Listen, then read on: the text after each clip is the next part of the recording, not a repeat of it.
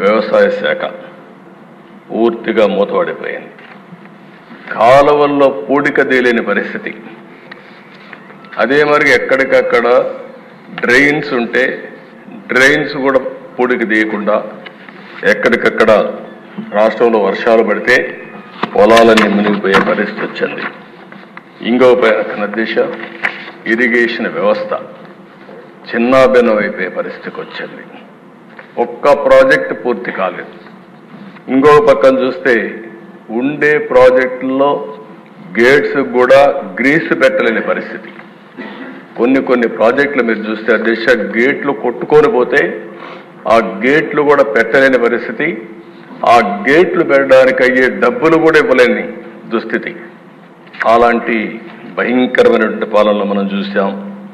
ఇంకొక పక్కన దేశ ప్రభుత్వ టెర్రరిజంతో పెట్టుబడులు పరారైపోవడం.